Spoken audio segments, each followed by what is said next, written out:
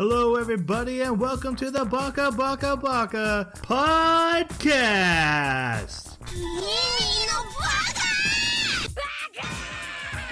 Baka. It's amazing how every time you open your mouth, you prove you're an idiot. Hello, everybody. It begins. The look on your face. I'm sorry. What's wrong with my face? Nothing's wrong with your face. It was the look that you were giving me. You were like, "You're gonna mess this up, aren't you?" It's just like. Hello, everybody, and welcome to Baka. We are an anime podcast where every 2 weeks we watch an anime. We come onto this podcast to discuss it in a book club format. We turn that discussion over to you to continue what we have started, because we are just three Bakas. That is the concept of the show. We are discussing the anime Your Forma. And to do that, I need the help of my co-host. First off, with his redundant anime take, we have one of the hosts of this podcast. It's Jeremy. Bad anime is bad. There's Great. Perfect. Nailed it. Thank you. And now with his redundant anime take, the other host of this podcast who hosts this podcast with me and Jeremy, it's Jason. This is oof. Yep. Yep. Yep. That's what we're getting out of Jason tonight. My name is Troy. My redundant anime take is Sakura is beautiful. Oh, yeah, that's good. Usually. As long as they put it in the budget. I'm done. All right. That'll all make sense once we start talking about the anime. Some of it. I don't know. We'll Look, see. we are not phoning this in. I mean, How we are, however, drinking to it. Cheers. All right, we need to talk about Your Forma. Let's start with our non-spoiler reviews. Jeremy picked it. yeah, you did. He bears the responsibility. He's going to tell you what he thought. I thought this was a totally different anime. I thought it was about clothing. It's not about clothing. I actually had to go back and look at the My Anime list, and it says in an alternate 2023, the Your Forma, a miraculous smart thread tech, and that's where I stopped understanding what I was reading, apparently, because I thought that meant threads, like clothing. So yes, I don't like this anime. This is not a good anime. It is so boring and slow. The way the characters deliver their dialogue and even just the script, it is so bland and staccato. It's just this back and forth that has no energy or life. And I was really sad because it seemed like it could have been pretty interesting. I'm always drawn towards stories where there's some kind of AI interaction. And so this had interesting potential, even just in that regard, without the cool clothing element. But, but yeah, it did not deliver. I don't want to give away any crazy spoilers, but there's some shocking stuff in it that kind of comes out of left field. So, all right, I have one follow-up question. Did you like the clothing on the characters, though? There was a scarf change. There was a scarf change. I was hoping there would be more variety. I also wasn't like, man, she was so flat, man. What? In her delivery of her dialogue. Oh. We're old men and not creepy. Being redundant. Half your age plus 7. That was Tanya State. Jason, your thoughts? You can do it this time. Okay, here we go. This felt like an excuse to sleep with robots. This was just okay. Sorry, I need. Sorry, I need. I couldn't stop thinking about it. I was like, can she sleep with that robot? I need to know. Answer the question. Of course This you can. felt like an entire story for a justification of why relationships with robots would be okay. Mhm. Okay, so I'm losing it. I'm losing it. This is fast. I know. I have a propensity for dub. And it's because I normally read fairly slow compared to other people.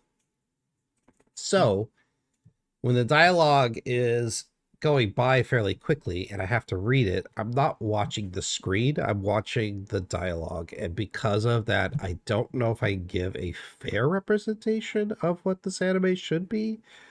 However, my current like Cliff Notes take is I was bored to tears.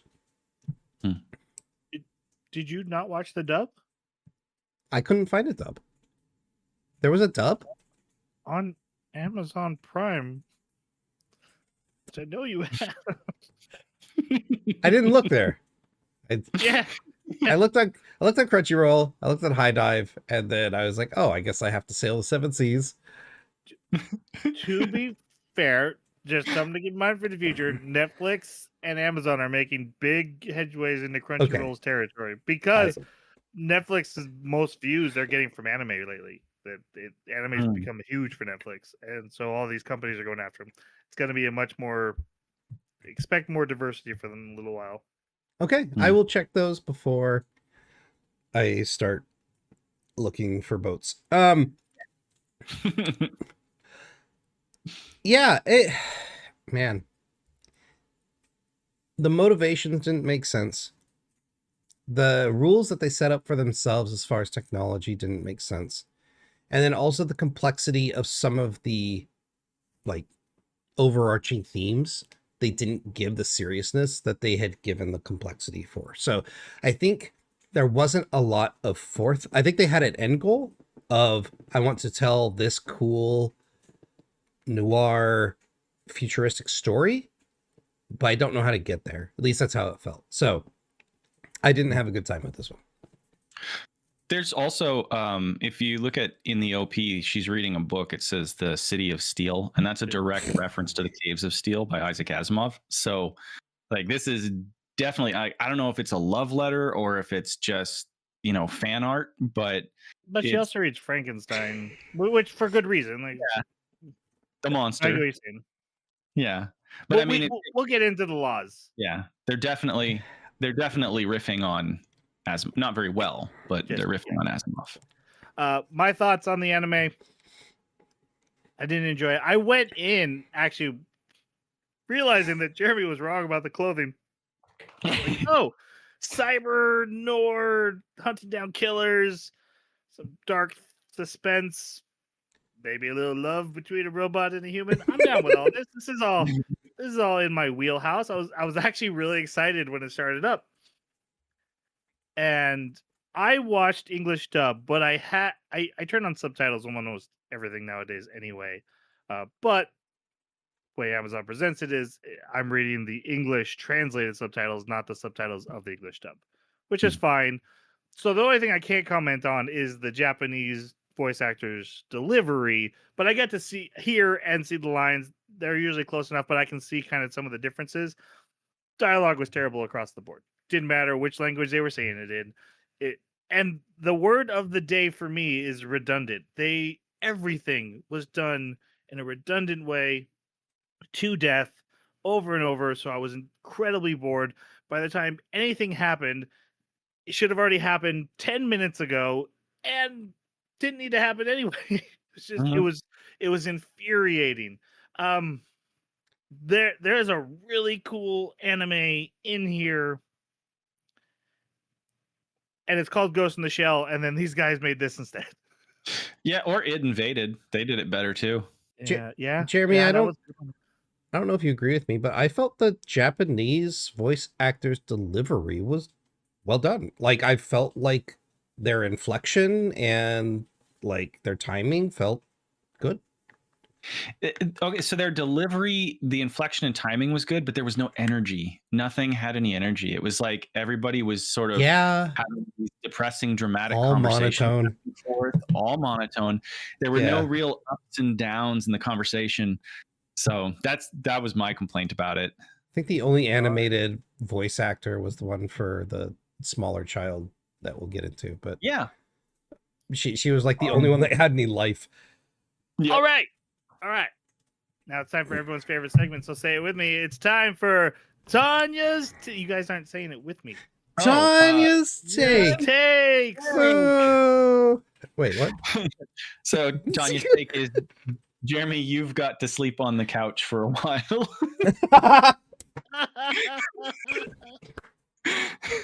So, Lovely. Yeah, this is the worst one she's seen yet.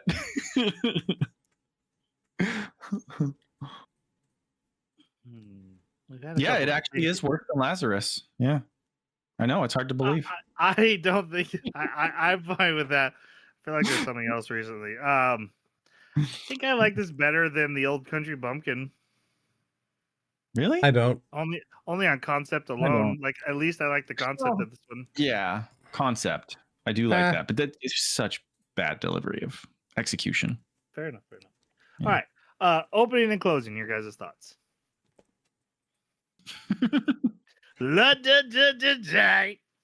Okay, that one was good. I like that one.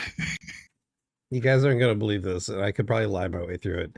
However, would you believe that I forgot to watch the OP and ED? Every time? Okay, so it skipped it every time. It just like rolled into the next episode, and then it skips the OP. I was like, I need to go back and watch that. And then my wife made me this, and here we are. So I don't have an opinion. All right, I'll take it then. I liked the energy of the outro a lot. That girl has amazing voice control. So good. The part of the outro where the female character is like singing along with the song is super cute. Not so much when the guy does it. I don't know, if it was a duet, I would have been all down for that, but it's just kind of weird having the same voice then be him. Except for the lyrics seem very clearly him. Yeah, because he's talking like from a point of the song seems like from a point of view of a robot who's fallen in love. And oh, that makes sense. So it's definitely weird. Yeah. The intro was okay, but nothing to write home about. I think the visuals were probably a large part of the budget. I want to say the OP looked really good, and the rest of the anime, most of it didn't look that good. It didn't look bad by all means, but it didn't look nearly as good as the OP. There were some scenes that did, mostly like the dives, but most everything else, no. OP was fine. I do agree it looked good. The ED was my favorite part of every episode. And, Amazon Prime's always trying to skip it and making it hard to cancel, but I love the ED. Yeah. It might end up on a playlist. It's that close. Mm-hmm. Yeah. Yeah, it was pretty good. What she does with her voice is just so good. Like, I don't know, she goes in that grindy and super high. It's really good. You got to listen to it if you haven't heard it, Jason. The only thing is it's super poppy and fun, and like an episode would end with like someone dismembered and dead on the ground, and then it'd be like oh,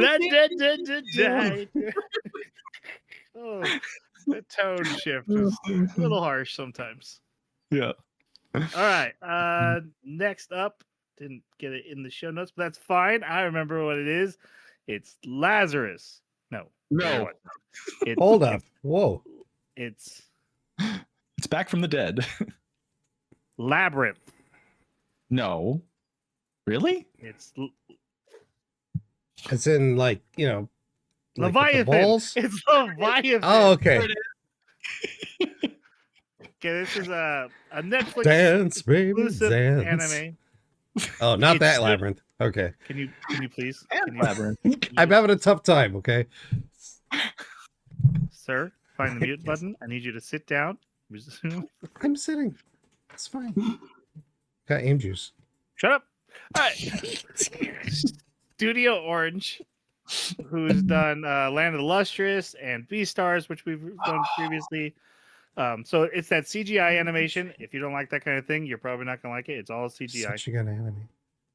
But it's a alternate history World War One, where one side has mecha and the other side has biotech. Like the main story takes place in a whale airship. So it's Like like the new Jonah? BattleTech Gothic that's going to be coming out. You should check it What? out on catalystlabs.com. Quit plugging things we don't get paid for, which is nothing. Don't plug stuff. Stop it. We're not taking advertisement money. Jacking Coke Zero, Jack Daniels. So refreshing. All right. So that's what we're watching next. We'll see how that goes. I don't know if it's great or not. It doesn't have great. The number on my anime list wasn't high, but I thought the concept looked really cool, and I liked Studio Orange. So I'm like, Well, the number on Your Forma was like 7.5. So I'm hoping it's the CGI because that does get controversial in reviews. Also, I glanced at a few reviews. It doesn't matter. We'll talk about it when we get to It that. doesn't matter. When we watch the anime. CGI, like Studio Orange is the one I would trust to do. Can we CGI. move forward? We're good with that. Let me take another sip of this Coke. Spoiler warning for Your Forma. We might have already spoiled some stuff. Yeah. Lost track. I think so. But now we're really not me. spoiling stuff. I follow the rules, unlike other It's people true. on this anime I'm allowed to mention that. podcast. It's the rules. Rules. All right. So this takes place in a We're near recording, right? future. Yes. Yes. Near future where androids have been created and their names are called Amicus. And I just want to, I'm pausing right there because that is a perfect micro representation of this anime. We made androids and then we changed the name because we could. Why don't we just call them androids? And they have it like in the universe. Oh, that was too aggressive. But no, it's not. And it's a fictional world. You didn't need to change the name for no reason other than have me be like, okay, an amicus is this, and this is a brain dive, and Mnemosynes. Is it just- Mnemosynes. Mnemosynes. Exactly. Yeah. Is it just me or is there only male amicus? Oh, there's females. I think there was a female waitress at one point. Was there? All right. Anyways. On the topic of androids, they come with the 3 laws of robotics. But not those 3 laws of robotics, because those are really clever and smart. Rule And number copyright. 1, every robot must be respectful to humans. This is the dumbest thing I've ever heard in my entire life. Yes. What does that mean? Yeah, what does respect mean? What does respect mean in behavior modification? Uh-huh. To what extent does it apply? It's insane. It's an insane first law. Mm-hmm. And also, it's the first law. And okay, so in regular robot laws, they kind of cascade. Like, oh, you can't break 2, but unless it would make you break 1. Mm-hmm. These just seem to be across the board, always in place. Yeah, number 2. Yep. Go ahead. Number 2, you can't harm a human. And number 3, you can't let yourself come to harm. No, they don't say anything Oh, about. you have to follow commands. Yeah. Isn't that number 3? There's no self-preservation at all. Right. None. It is the stupidest thing. Unless you could say by not self-preserving, you're being disrespectful to your creator. Huh? Maybe? Because you could literally do anything you want with the word respect. It's true. It's all about perception. Okay. Anyway, we meet our 2 main characters. Kind of mid-case, and we're gonna go back and see the case. But they're doing what's called a brain dive because humans have put iPhones in their brains. Or They the all next. yeah, it's in their neck, but you walk around with pop-up abs showing up in your face, and I would like, tear that ads. thing out. So like it, you'd look at a doll, and a pop would be like, "A doll, it's fluffy." I'm like, I could see that. I don't need you to tell me that. By the I way, would there's a so- sale. Well, okay, so one thing that's really weird is that if you go back to the description on my anime list, it talks about there being a breakout of viral encephalitis, so a swelling of the brain, and this, the anime didn't Viral even- syphilis on electronics? encephalitis. Oh, encephalite. Oh, okay. Yes, a little different there. And so, so I kept waiting for there to be something going in that direction to explain it or to tie in like to the main storyline, especially since the description ends talking about them solving some kind of a virus. But also that's why everyone has these Your Forma things, is because it's supposed to be the cure for that brain swelling. Oh, But then you have people that don't have it right. and are like Luddites, you know, in the traditional sense of the word, refuse technology except for a certain threshold. And they don't seem to be suffering from any brain swelling. Or maybe that's what the biohacking is about. I don't know. It just felt very muddy. Like they had a bunch of ideas and they tried to shove them together to justify this scenario, but it it's not clearly explained well enough. Also, one of my favorite things about this anime: humans have cell phones in their brains, but Yes, yeah. androids wear them in a watch. Yes. I was like, wait, why is he taking calls on his watch if he's an android? But yet every single human. He doesn't have enough room. Yep. It's dumb. It's, Yeah. it's so dumb. Okay, I also have to say that this android is the most thinly veiled human I've seen being portrayed as an quote unquote android. The only reason that they called him an android or an amicus was just to kind of suit the scenario. He does not act like one. He doesn't sound like one. He doesn't think like one. And I know That's he's the supposed to be some special point. RF model, We should probably talk about Harold when we get into that. but Yeah. So okay. let's start there. Let's talk about Harold. He's the Do we main have to? character along. Yes, he's already started. We might as well. Okay, Yeah. so let us know your thoughts on Harold and the rest of your complaint. Yeah. Okay. So I didn't like Harold because he's supposed to be an android and he's really the android that we get to know. And so he's supposed to be the one that's representing the way androids think, the way they behave. But from the very beginning, we're told this is not an ordinary android. He's a special android, one of 3, blah, blah, blah. We're not even sure if he's going to operate by the rules. But even his manner of speaking, his mannerisms, his way of dealing with Echika, everything was so human. All of their interactions were so human that to me it wasn't an android. This was just a thinly veiled way for them to be like, yeah, it's an android, but let's just have a traditional romance between the two characters, these two partners. And it just became fluff that he's an android. And I find that really irritating because this is my jam, seeing androids, AI, and seeing them become human. But to have a human and then somebody just sticks a label on his forehead that says android is just like, okay, you didn't earn that. You did not go through the steps. And his ear opens up. Yeah, exactly. Ugh. Yeah, I agree. He basically, like Red Dwarf style, should have had like an A on his forehead, like, you know, the H for hologram. I understand where they were trying to go, that he's this black box and you can't get. Mm-hmm.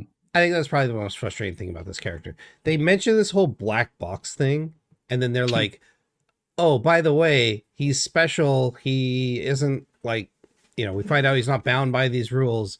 But this really cool idea that we've kind of wrapped around this whole android thing. Yeah, we're just going to put that off this shelf and don't look at it anymore because we got other stuff to do. You would think that would be the whole point of the story and the whole point of why they're going after the main bad guy of this thing. Which Kind of. I can't wait till we get to that part. And then it's never addressed. They're just like, oh, we're just gonna like pretend like most people didn't even understand. They didn't even hide it at the end. Okay, calm down. The idea was super cool, and I loved the idea of like the whole line between, you know, humans creating an intelligence advanced enough that it's like almost indistinguishable from humans, and how do we treat these robots? It's just never addressed. Like we get a little bit of it, but it's like never like confirmed, and there's no like governmental agency that like cracks down and is like, oh, this, we can't have this happen. You think they aren't monitoring this thing? Like, come on. Okay, I'm going Hey, on man, tangent. all Yeah, of that happened in the anime. There was literally the AI ethics committee, and they were yeah, shutting him like down. in And they, episode 4, and then we never hear about it again. You know, at the very end, they were like, she was like, I don't want them to put you in a pod. It was "Gonna like, put you in a she pod." needs to go in the pod. Ah. He's a danger to society. Soylent Green is humans. It's Android. It's Android. Besides that, I think Harold did all right. I think he was probably the most interesting character out of everybody, just because he was fighting this line between human and robot. I think they did a decent job showing that portrayal, but it just kind of fell apart. So I'm coming in from a completely different perspective, where I'm on a completely different angle from you, Jeremy. I disagree. I liked what they did with his AI.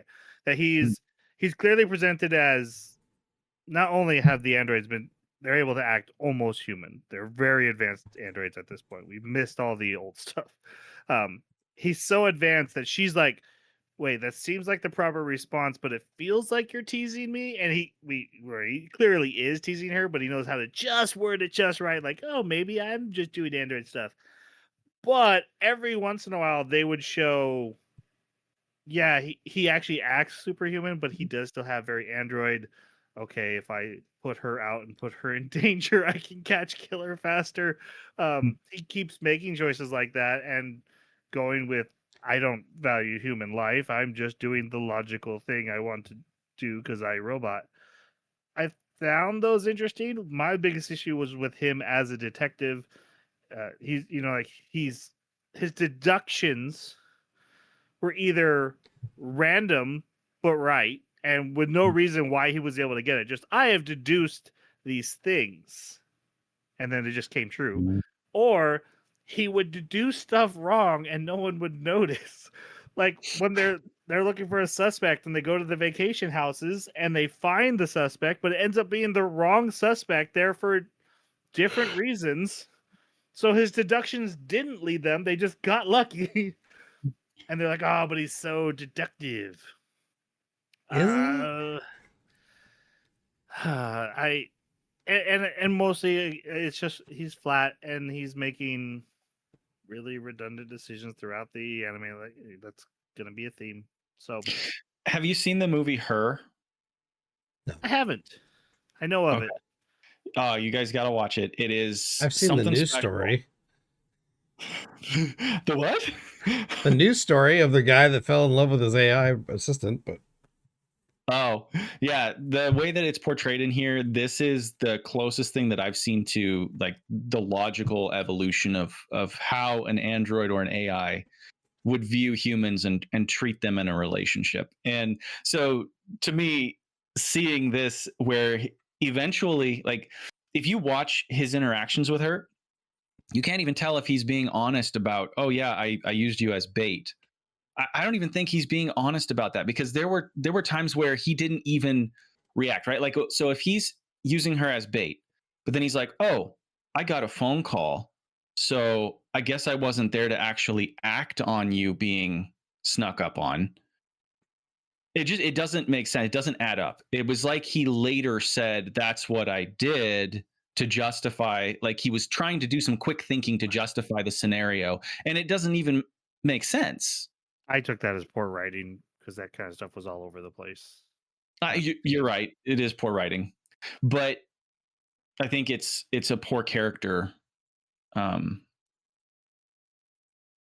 motivations and decisions, which, yeah, I mean, honestly, there's no way that he would develop a relationship with her. I mean, even in a fantasy, like if he's really an AI, his thought process is going to be so much faster than a human's.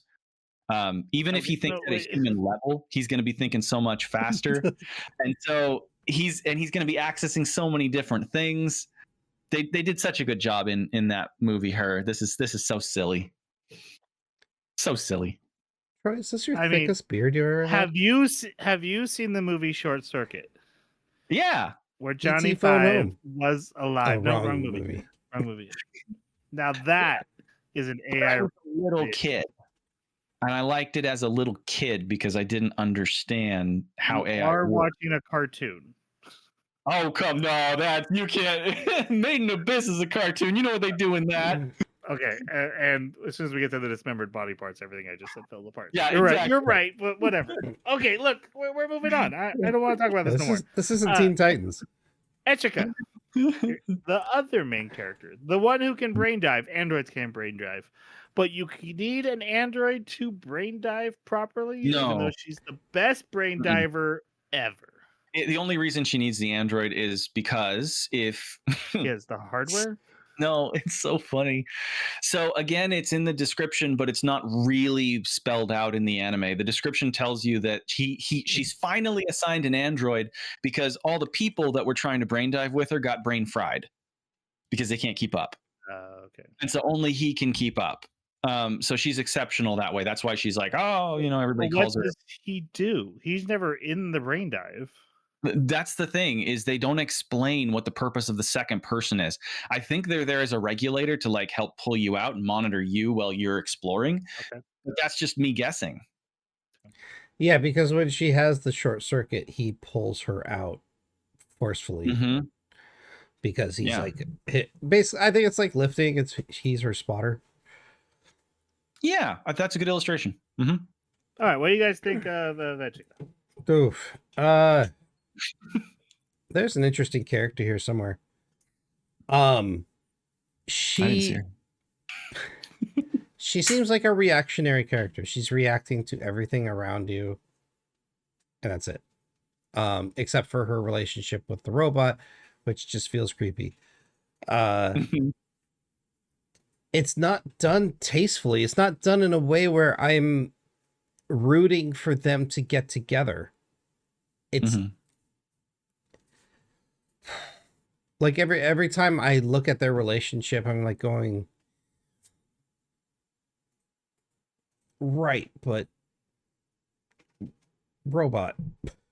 Like it's not, like I said, it's just not done in a compelling way to make me root for them, I guess is a way to put it. Also, she sabotages herself at every turn. And we'll get to this, but it made me very upset. The last scene before You're talking about the phone call she gets. Yeah. Like, yeah, we'll get all the red flags are there, and I'm going, wait, I thought you were an amazing detective. How did you not have at least a little bit of doubt here? Or at least and like her message is so hilariously Deus Ex Machina. It's just stupid. I didn't like this character. I think she was not physically, but like dialoguely flat. And her reservations seemed out of character. Whenever she would hold back on like what she really wanted to say, it just seemed out of character, because in most cases she's just putting it out there. Like, she's like, this is what it is. This is how it is. I'm a great detective. And then all of a sudden it's just like, for story reasons, she's like, oh, I'm going to play coy here. It's like, that just seemed so out of character. So anyways, I literally hate this trope. I will make the characters say anything they can say to not actually go all the way of admitting they have feelings for each other, so that I can replay this over and over again. I am concerned about your well-being. Oh! Yes. It's so frustrating, and it's like, oh, is that a confession? And they're like, oh, no, actually, everything is still status quo, and we'll have this conversation in 4 more episodes, and do this again, and just phrase it a different way. Adults don't, or people don't do that. It's not real. It's childish. It's very annoying, and I hate the trope. So I have that against her. Besides that, she's also a terrible detective. I barely understand her role. Jeremy kind of mentioned in a private chat we have where we kind of start laying out some plans for the podcast. He's like, they're basically just consultants. She's like memory CSI, but then she's like going out and they're in car chases and they're No business. investigating scenes, and it's like, wow. Yeah. Your role is very flimsy and seems to change from Yeah. story to story and episode to episode. But she's the called Cyber Inspector. She's called Cyber Inspector. That's her title. And she carries a gun, so clearly they expect her to be in danger, right? Which makes no sense because her specialty is she's a one-of-a-kind genius brain diver. Why would you risk putting that level of analyst out in the field? She's almost murdered multiple times in this. Her deductions are just as bad as his. Yeah. The character herself, here's the big problem. We actually don't know the character. We never actually get to meet this character. There's a prologue or a prequel to this. I don't know if it's a audio drama or a light novel, but there is clearly and the nightmare. Yeah, and like look, yeah, this first scene. Harold asks her. They're in a mall, and he's like, "Do you miss your locket or your amulet?" And she's like, "No." And then we never talk about it ever again. What was the amulet? What was the locket? It was something from her sister. In the rest of the conversation, she's like, "Oh, I guess I'm finished with my sister or whatever. I'm not as attached." Or I don't know what her issue was, but she has a sister. Right. I don't know anything about this sister or about the history between her and her. But this is just a symptom of like what's going on with both these characters, because they start out with that whole stupid nightmare thing, and you're like, is this important? It would be fine in another anime if it wasn't relevant to important elements that are being discussed. If it wasn't relevant to character decisions or to plot movement, then sure, flesh out your world, give me some background, hint at things. But this is like in the middle of important conversations, their motivations are dictated by things that they refer to that we have no idea what they are. I went into this first episode feeling like I was watching a sequel, and they were not wasting time introducing the characters because they were already well established, except for they're not well established, so they're just very shallow characters. There's nothing actually wrong with her. It is the writing of all the characters in general. There's no prequel listed in my anime and my anime list. No, it's so I don't think there is one. I think it's an audio drama. And it has something to do with the second case, the one that the brother's brain melted. There's a story about that case somewhere in the world or in existence that sets up some of this, but I don't know I don't know if it came out after the anime, before the anime, but this anime clearly hits the ground running, thinking you know it already. Like, yo, you know it, Harold Nechika, those two old rascals, they're still teasing each other, and they're shopping for that replacement of that amulet. You remember? No, I don't. Did I miss something? And this third character that happens to be with them that is like introduced and then discarded for multiple episodes. This scene is insane. So, like I said, they're in a shopping mall, and there's a young girl with them who they're shopping with. Her name is Bigga, and they're like, "Oh yeah, it's Bigga," and they talk, and multiple times they call Bigga. We don't learn who Bigga is till like the 5th episode. It's crazy. That's crazy. Yeah, drove me crazy. That's for sure. What do you guys think of Bigga? Well, since you brought her up. Yeah. She's the most animated person, I guess. She's got the most personality. She's got the most emotion. And she ends up becoming a police consultant. But is she like 14? Like But she's also, what was she before? Because they said right. she was a consultant already. Yeah. Well, apparently she was some sort of underground spy. So I'm going, okay, so you've pulled in the child of this underground ring. 18. She's not drawn 18. Anime. 18. We're not new. Right. That's true.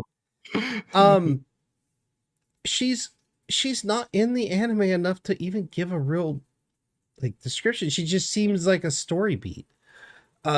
She's there to blush at the robot and to be the next leg of the story. So like if there's a gap between where they need to go, Bigga has the answer because she's a biohacker that's terrible at biohacking and needs her dad to help her, but her dad's been sabotaging her. It's weird. I have a question. Okay. In this anime, is biohacking illegal or not? I don't think it's illegal. Apparently not, but it's Okay. not commonly used because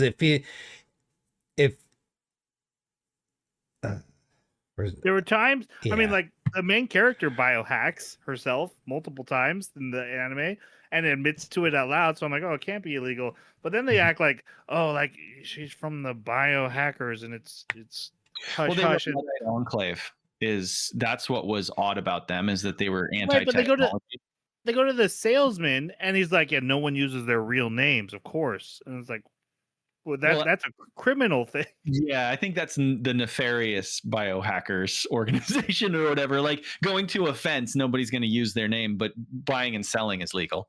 I think Just it's not kind of to the like chiropractic, right? Like you can have a license for chiropractic, but if you need actual medical attention, you go to a doctor. But then there's like the underground dudes that'll like, oh yeah, I'll fix your problem.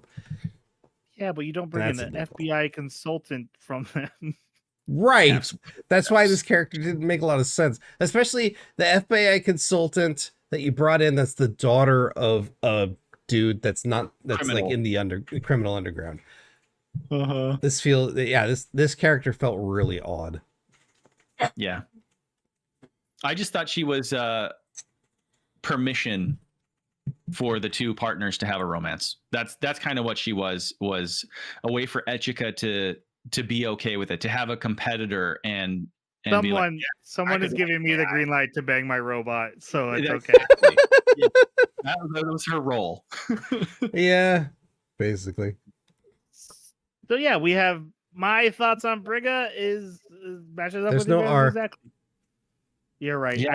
I wrote R half a dozen times, but it is Bigga Yep. because she's Swedish. I'm not a fan of that name. Every time I heard it, I was like, what the heck? It has to do with her nationality. At Really? one point they said where she's from, and I was like, oh, okay, Bigga makes a little more sense from that origin. Norwegian. It doesn't matter. Again, my biggest problem with her is I didn't know what she was in the story, even though they kept bringing her back. She fills in empty gaps to push the story along, and this lady is going to bone a robot in her lifetime. There's no stopping her. Yeah, she will. 100%. All right. Yep. Now we get to start the actual cases. Harold is arrested because his model of android, and I'm calling them androids. Amicus. Nope. The RF model committed an assault. Or someone looking like an RF model. Here's an insane thing. We are 10 minutes into this anime, and a character says, we think the RF models can break the laws of robotics. And that becomes like this, oh, can he break the laws of robotics? But like a character says it out loud, yeah, he probably can. They're very much like, yeah, and he's not the first one. He's not the killer, by the way. That's a false. But there was someone who already shot someone. But he shot a hologram. But they're like, nobody clearly shot someone. The RF models can break the laws. And then they're like, what about Harold? Can he break the laws? Yeah, because they shouldn't be able to hold a gun, right? Like that's right. Showing disrespect to a human if they hold a gun. Somehow. Somehow. No, Some way. no, the gun thing is not part of the 3 laws. There is Oh. a separate rule created by the AI ethics that is also programmed into there. So they have more than the 3 laws. Okay, they've got a whole book of laws. Right. Okay. Yeah, they interview Harold, and then again, we just started. And now we meet Harold's owner, and I'm like, "What? Yeah. Oh, is it Bigga? Is that who? No, it's Daria. Who? Yep. Why does Daria own the partner of the main character?" Yeah, I was thinking, did she make them? Is she the doctor that created them? That was my first thought. Yeah. I was like, okay, the doctor would own them. Do Don't we worry, we get even the meet? answer. Do we even meet meet Daria. Daria until like episode 8? No, because she gets assaulted here. Yeah. Oh, okay. That's and right. is immediately put in a coma. Yep. Well, her hairstyle is different Perfect. later, and that's how we're like, oh, it's the same character. But it didn't even click for me when I saw her later until much after events took place and she changed her hairstyle back, and I think she even like changed her name or something. But yeah, it's the same person. So they dive into her and see that it was an RF model, someone who looks exactly the same, but the mole's in a different place. As Harold. Actually, I think it didn't have one, right? And that's why he Yeah, was no like, it's mole. not my little brother. Yeah, my mole's on the right, my brother's mole's on the left. The other one is in a pod. Mm-hmm. Because there's one missing, one in a pod, and then there's Harold, the investigator. Mm-hmm. This one doesn't have a mole. But he had a fancy knife. with a handle. From a particular school that they give out knives for graduating. Fun fact, Jeremy's the one not drinking. You wouldn't know it. Hey, I blend in. So they go to the college, which also happens to be the doctor who built the RF model. Not all androids, just the RF model. Mm-hmm. And she's like, "Oh yeah, that knife is from this college." And they talk to her, and she's like, "I want to talk without Harold in the room." And then Harold leaves with the butler, and then she's like, "Hey, don't you think Harold can break the laws?" She doesn't say it specifically, but she's like, "Doesn't he have like an attitude? Isn't it crazy that he's so weird?" Like, oh, that's so he definitely can. And then the enemy's like, "Caddy."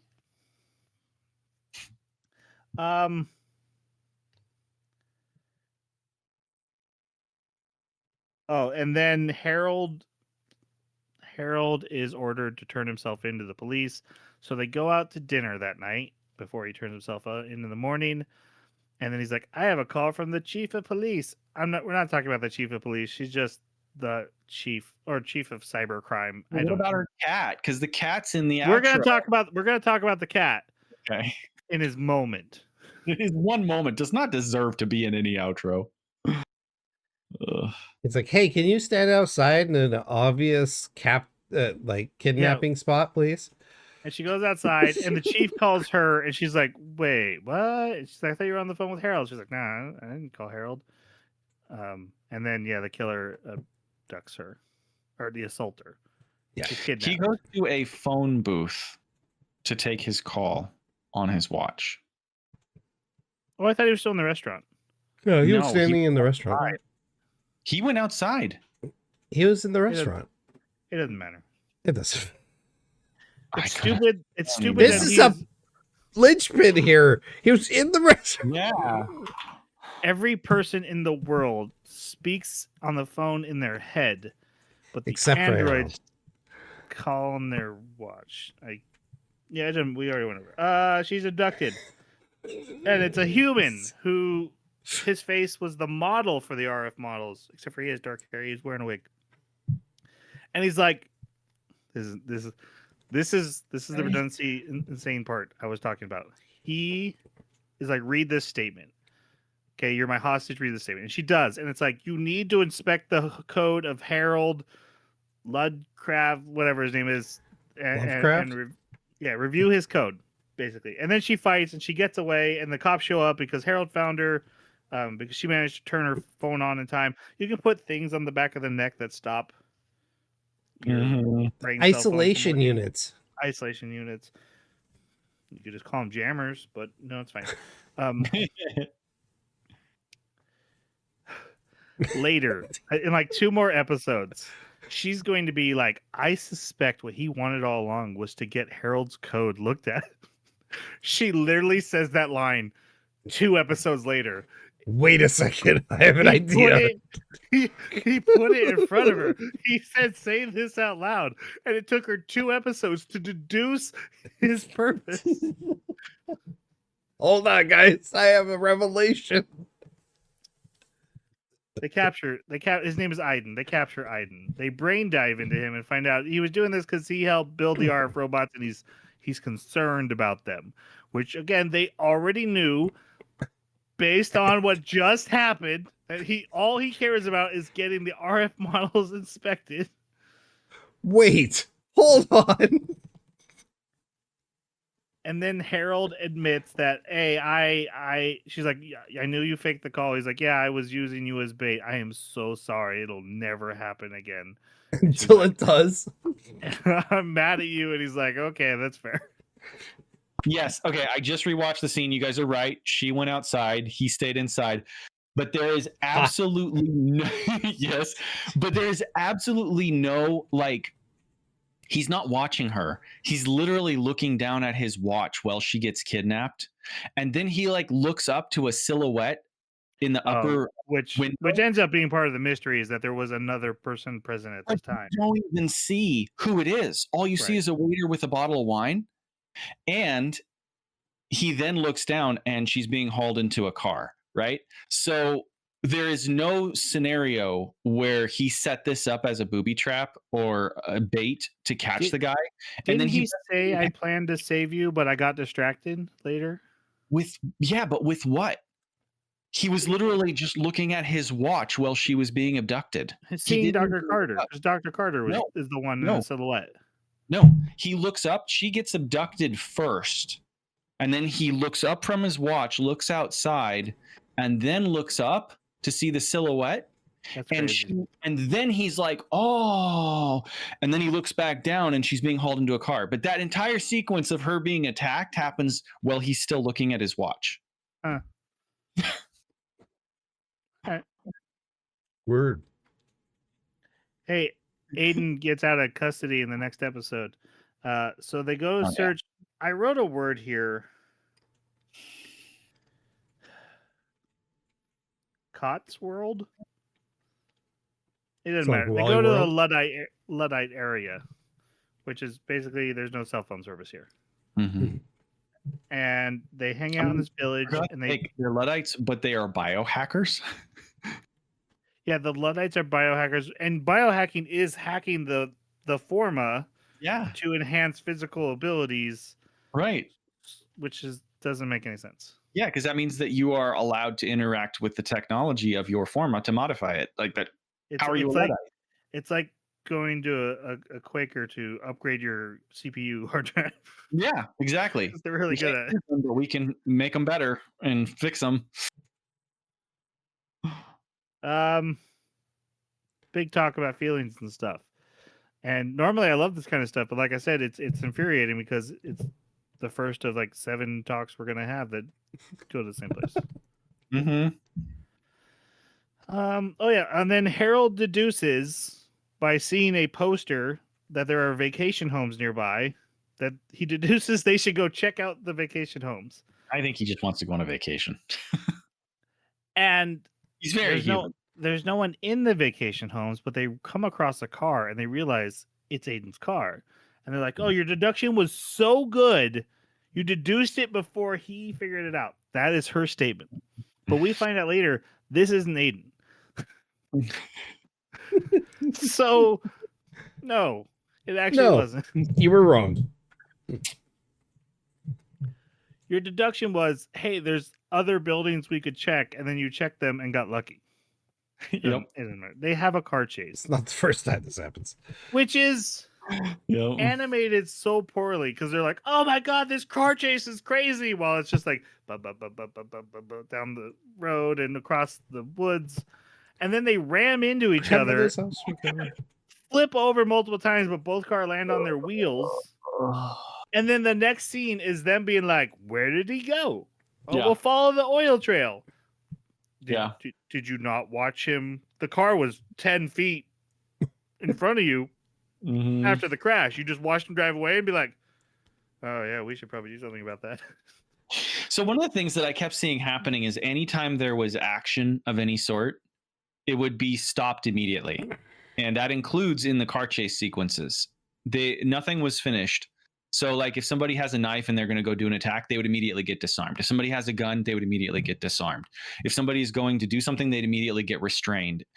The same thing happened with the cars. And I think it's just an issue of, yeah, we want to have this cool car chase scene, but we don't have the budget and we're not going to, write, I don't know what you would describe as the choreography of a car chase. I don't know what the term is for it, but we're not going to invest in that.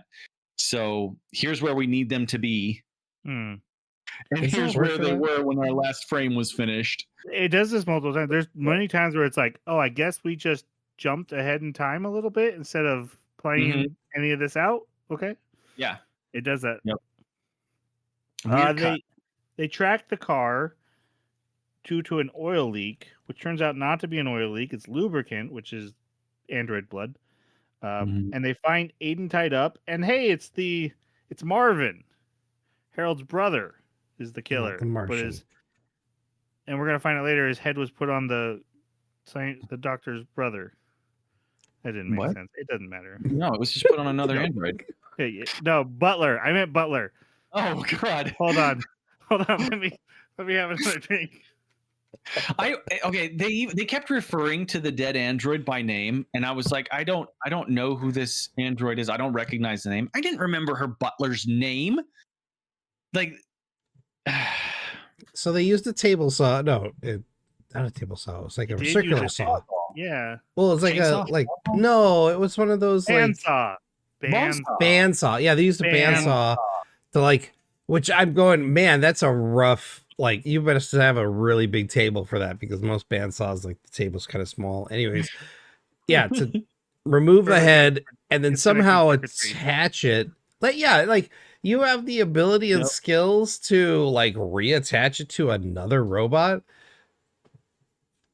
Well, the doctor would, I guess. Marvin attacks. Echika shoots him. Aiden wakes up, knocks out Echika, and then is like, "Sup, Harold? You can't do nothing about it because you're a robot." And Harold's like, "Oh, you're right. We will find out this is not true later." And he's just letting this happen as his arms and legs are smashed, and then he's abducted. And then Echika pursues them and finds them at the college with Dr. Carter, who's also being held hostage. Why is her gun still there? He's not a master criminal. He's just a college scientist. Master criminal or not, why would you? It doesn't matter. Move on. It's fine.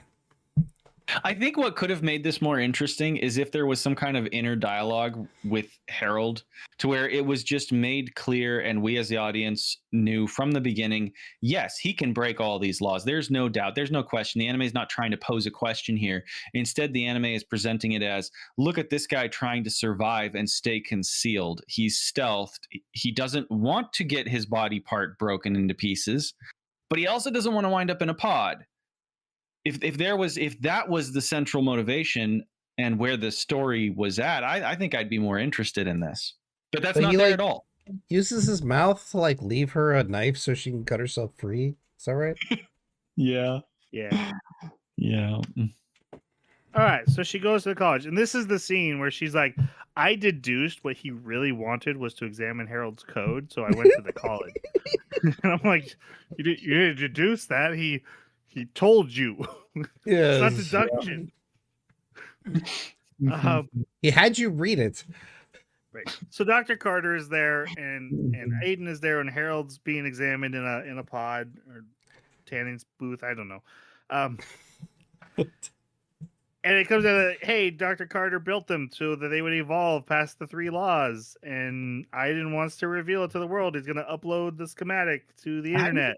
Past the 3 laws, you just either have them installed on your system or you don't.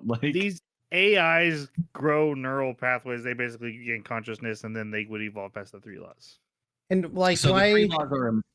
So Huh? he did have the 3 laws when Sozin dies. Like he has to follow the 3 laws at that point, but that event caused him to evolve, so he no longer did have to follow the 3 laws. That's That's not what how they she said at designed the them. end.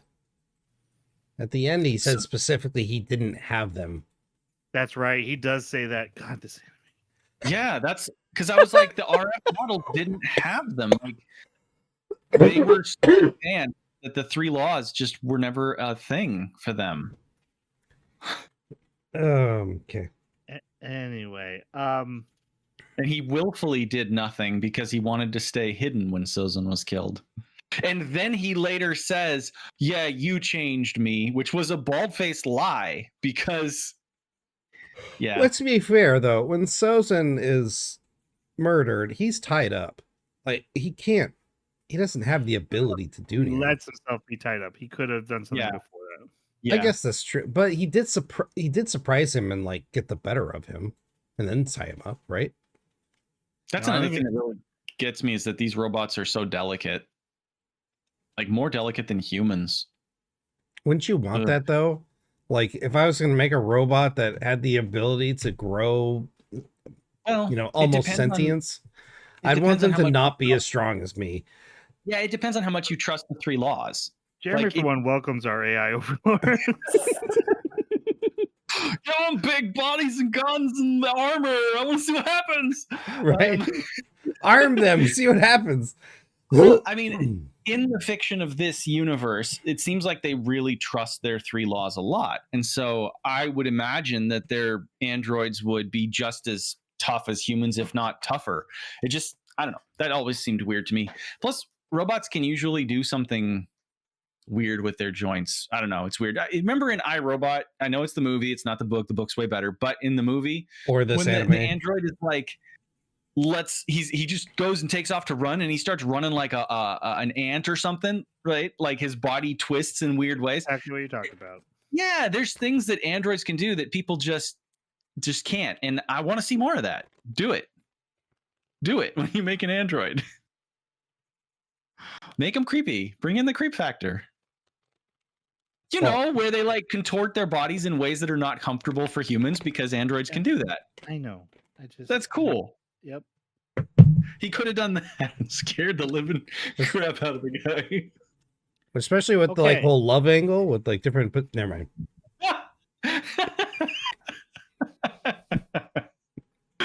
Gun standoff. The data falls into Echika's hands, and she stops the upload. She's gonna keep Harold's secret, and then watches as Dr. Carter erases Aiden's memory, or something. I don't know what those blockers. He's like, I put the blocker on. He won't remember any of this happened. I'm like, what? What? And I guess that's true because no one has real memories. They have files they upload. Mm-hmm.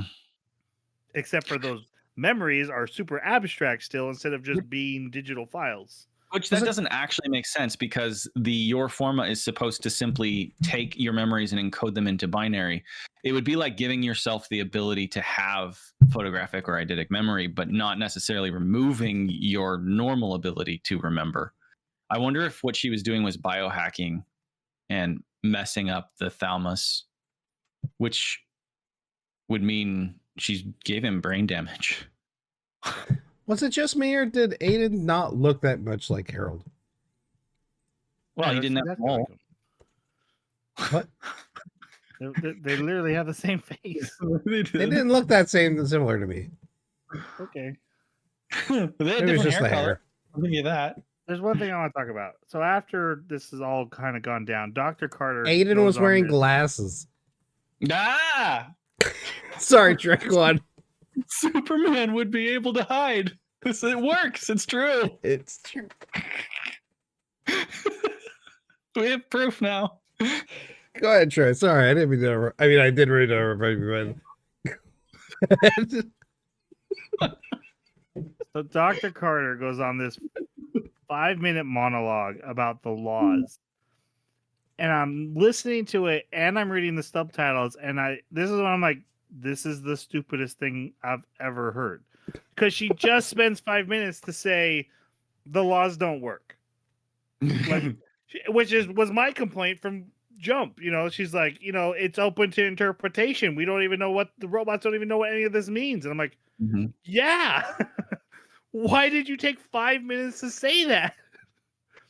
And that's when I was like, that's when the word redundant popped in my head. I'm like, that was so asinine of just blah blah blah blah blah blah blah blah blah blah blah. The laws don't work. We know.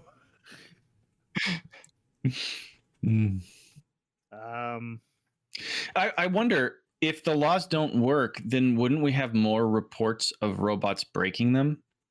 Because it seems like it was a huge thing that an android could have potentially broken them. Like it made news and everything. I think she's just this is her theory, right? But again, it was our argument of like, what does respect even mean to a robot? Yeah, I agree that logically they don't work, but I think they had this fantasy that they were working. Writing. She wakes up Harold and she's like, it was Dr. Carter, and he's like, oh yeah, I had that figured out. I knew that. I deduced it. When I saw her. I saw her watching get kidnapped, and I deduced that she was behind it. Also, I saw robot blood on her sheets, and I was like, it's her. But I decided not to say anything until this moment. Yeah. Classic Harold. I deduced that. You didn't, Harold. I did. I totally deduced it. The worst traits. Maybe that's what the guy was saying. Dive deeper into me, and you will see how horrible of a person I am. They go back to the ethics panel. Who, by the way, again, are treated like characters we should know, but I'm like, I don't know who any of these people are. And the ethics panel's like, is it all good? And they're like, yeah, it's all good. And I really want Harold to keep working. All right, it's all good. Yeah, no investigation. We're fine. Just believe us. And then Echika tells Harold she wants to get closer with him. And we all know what that means. Yep. Oh, there's also this background where she like equal doesn't partners. She doesn't like Amicus robots. She doesn't like androids. Oh yeah, she doesn't like androids. I never got the impression she doesn't like androids, but they keep saying, "Oh, I guess you don't hate androids as much anymore. You're starting to like androids now." And I'm like, when did she hate androids? What are you talking about? One time she fell into a river and an android saved her instead of the child who was in the car because she had the better odds, and her name was Will Smith. Clearly, that was her backstory. That was it right there. What's to say? Wait, wrong movie. Yeah. Echika is taking biohacking to help with her PTSD. And then we learn about a guy on the internet named E who's leading like a Luddite revolution against everything going on. I have a quick question. Like, and I'm not one to like downplay anyone's traumatic experiences. Like she has PTSD from not being hurt from the kidnapping. She was kidnapped. I mean, but for like 2 hours. Like this is like me forcibly taken to Chuck E. Cheese for like, my brain. And I'm just like can't sleep ever again because I'm reliving this moment of having to have my day inconvenienced by like 3 hours. Inconvenienced. I love it. You're being hyperbolic on both ends of this argument. I just didn't she barely cares. She's like, I wake up in the morning and I put a thing on the thing and then I'm done. It's not like she's like, oh, this PTSD, I can't move on or anything like that. She's not making a big deal about it. It's not like a balloon pops and she hides in a closet, like right. And when it goes away and she stops using it, there's absolutely no residual PTSD. I have a hard time believing this whole PTSD thing. It probably was more of a precaution, like how when a police officer discharges their weapon, they have to go talk to a therapist and like it's just mandatory now, automatic. It's probably something like that. Like, hey, I don't know why it's biohacking because again, I'm not understanding if that's a good or bad thing. But why did she go to like an underground biohacker? Why didn't she just like go to a doctor? Police Biga, consultant friend, I guess. Biga is her. Yeah. Yeah, that's it. Okay, so there's there was a bomb, or it doesn't matter. She has to dive into someone who's in the hospital connected to the E case. This is the E case, right? Mm-hmm. And she brain dives, and her brain overheats, and like, oh, she wakes up in the hospital, and She didn't have enough heat sinks. this is another insane sequence where both a time jump happens, and they're like, has anything been different with you? And she's like, no. I'm like, didn't you just plug something into your brain this morning? You just started a new drug, and you're not gonna mention that? That's to what I'm saying. anyone? She's like back alley biohacking. Of course, she's not going to mention that. But biohacking is legal. Well, Apparently. ish. I think. No, It's no. not like Biga's a like licensed biohacking doctor. That's true. And then the next scene, they're like, Harold, here's your new partner. Like, there's not like a, hey, let's see if this resolves. Let's figure out how to work this. You're our best, you're the best in the field. Let's work on this. They're like, okay, you're out the door, and here's the new one. And I'm sure the anime means there's probably a time jump here. They probably did try something. There probably is a That's transition really period. charitable. But it's a scene later that they're like, Harold, new partner, go. Here's Robin. They And needed the next bad guy. she's not even in this department anymore. They ship her out to Right. Yeah. She's not a cyber whatever the inspector anymore. Other inspectors are. Yeah, even though she could train, she's one of the best. They're like, yeah, we have literally no use for you. We can think of. Get out. Yeah, she's like Yep. a genius prodigy. And you're like, oh, yeah, well, you're done. All right, so we Mhm. meet the new partner, Robin. She's not around long enough. She's kinda hot, also though. clearly she's into banging robots Mhm. as well, except for is just more comfortable with it. Appears. At one Going point, she jumps forward. into Harold's lap. Of course, later he says, I knew that was to manipulate me. Of course you did, Harold. I know when a woman really wants to bang a robot. It's in my Right. programming. Yeah. Echika is on a stakeout with two other inspectors. They're getting breakfast. Then Way too much, apparently. they see a Mhm. suspicious person. That person tries to murder someone. He apparently is a follower of E. They abduct him, or they arrest him. Isn't that a real life drug, E? Anyways. Yeah, but there E's- is. This has nothing to do with drugs. This has more to do with single letter conspiracy origins. Which, yeah, I had that thought, and I'm like, I didn't know Japan was aware of that. Right.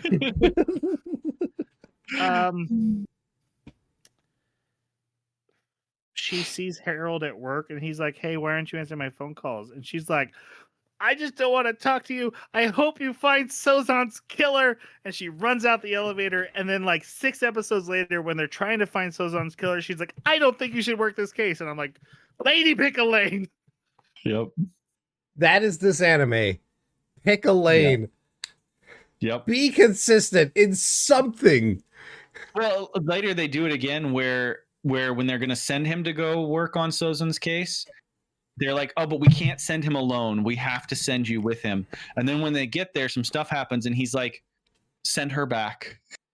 So they do. Literally outside of protocol. Cannot do that. Get her out of here. Get her out of here. You're out of here. Oh my god. This is baseball.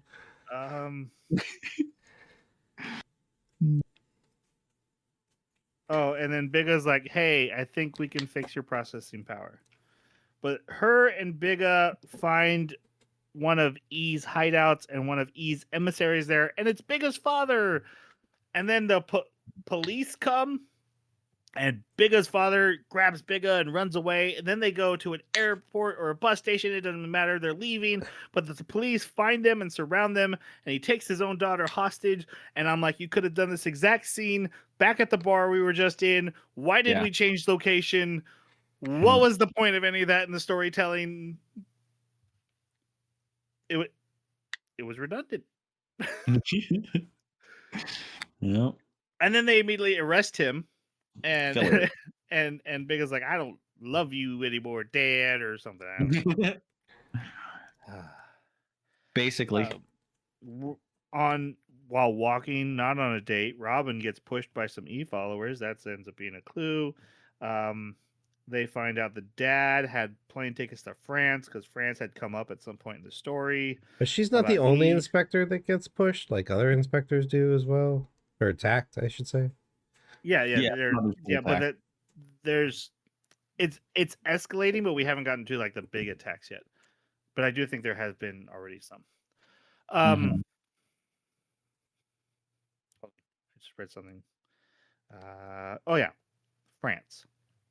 This case started, and they're like, it's connected to France, and so I thought they went to France and were working the case, and then they arrest Bigga's dad, and he has a plane ticket to France, but maybe it's just a different city in France. But I couldn't tell. Like, wait, I'm pretty sure are they we didn't in actually France or go to. not? No, I don't think They they didn't ever ac- went to France. yeah, they didn't actually go to France.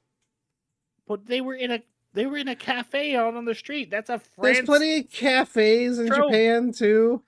That's a Most of- visual. It's not like they were that's- eating croissants and They are never in biscuits. Japan. Most of Nothing the show takes was place in St. Japan. Petersburg. Yeah, The- they were in the St. first- Petersburg. The first case was England because they got Scotland Yard involved. That's right, because she's in London. Right.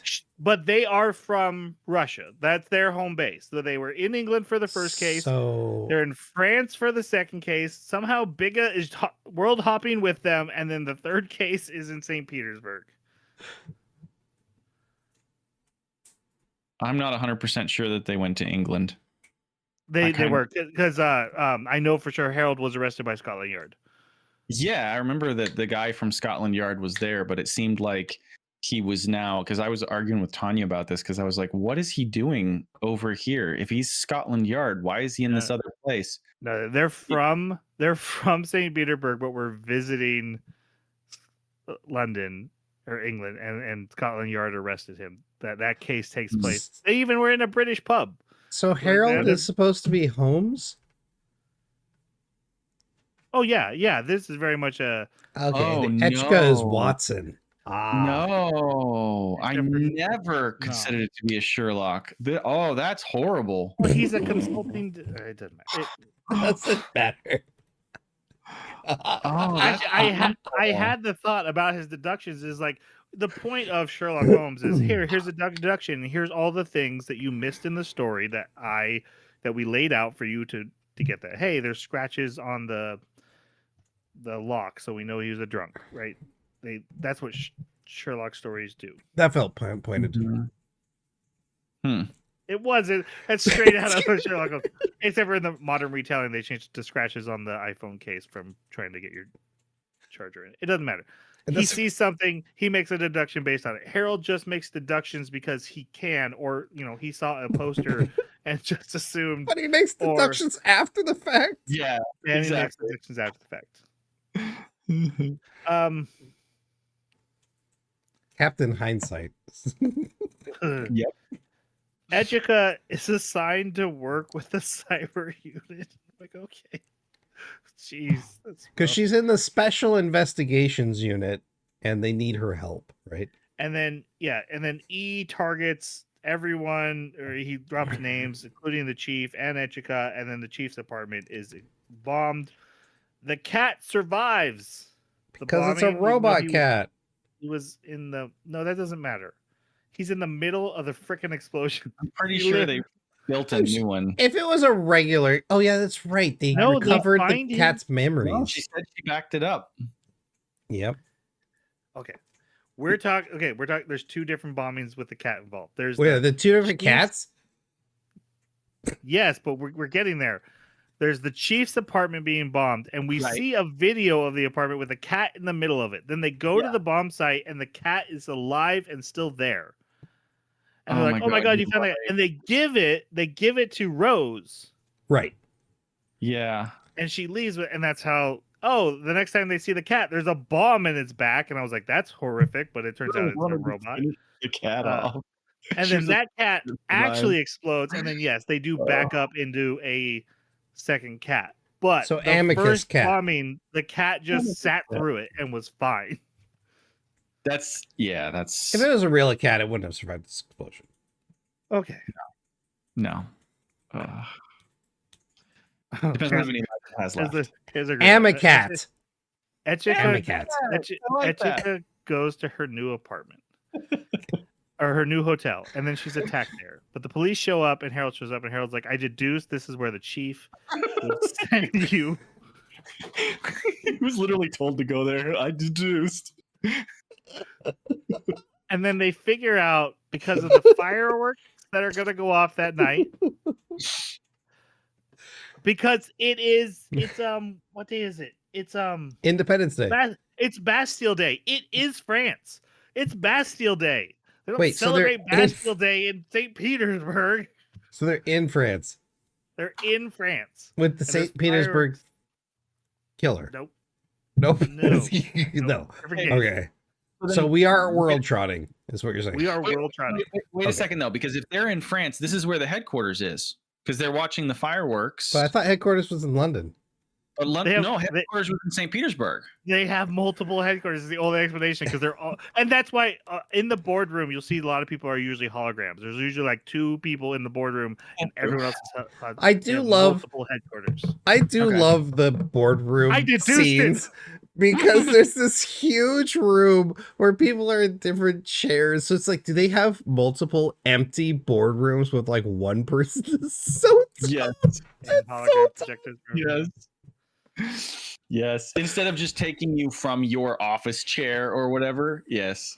All right, so they figure out there's going to be a bombing at the headquarters. So they go back, which and then headquarters? Harold. I know, right? And then Harold's like, wait, something about this isn't right. I don't think this would serve his end. And they're like, so the bombing will be in the electrical room. I don't get how this deduction worked at all. So this is How- my big what question. changed?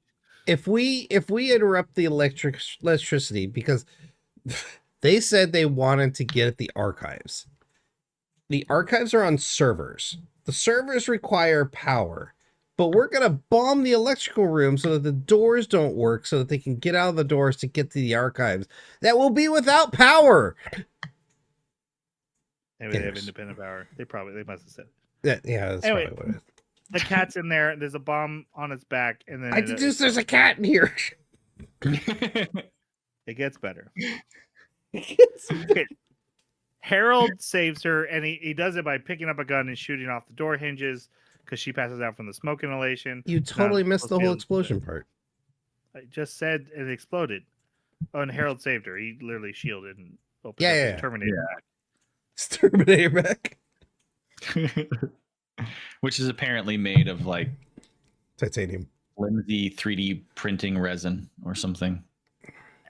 And then Harold deduces the only way someone could have figured all this out is if one of the cops is working for E. And then Echika deduces the only way someone could have known all this is if E is actually an AI. These both end up right, but they're 2 opposite guesses on the same reason. They both latched on to, okay, someone knows what we're doing. Like, you figured out what hotel I was in, so an AI must have been what figured out where a hotel I was in. And then he's like, yeah, but I think there's a cop in the thing. And he's like, Because how'd the cat get in there? maybe that's why. Yeah. Because they were like, oh, we handed off the cat. This was so telegraphed. They're like, oh, how'd the cat get in the electrical room? That Well, they was- handed the cat to one person. Who else could it be? It's not that she hasn't been super suspicious this entire time. Right. Mm-hmm.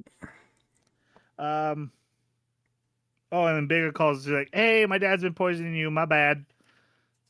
I was letting my Yeah. you know how I was treating you with medication? My dad was like the one actually doing it, and he was poisoning you because he hates you. Because he's with E. He wants to get you back. He specifically hates Echika because he thinks she's corrupting Bigga. Which, I mean, Mm-hmm. in reality, she kind of is. Mm-hmm.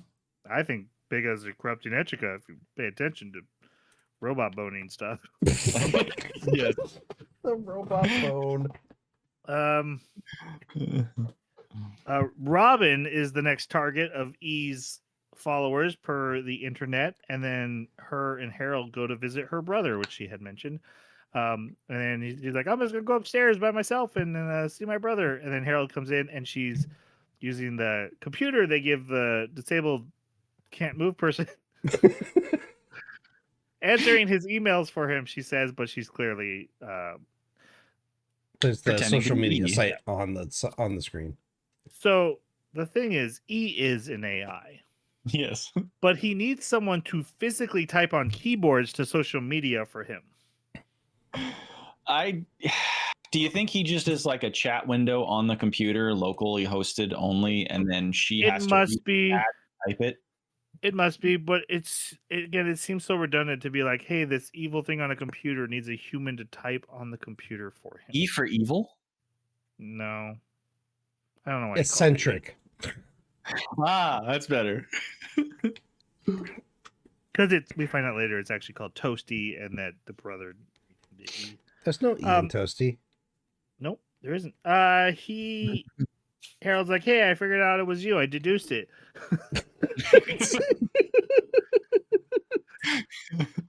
So she pulls a gun on him, and then Echika's like, I'm here, and I have a gun on you. Yeah. And this drove me insane.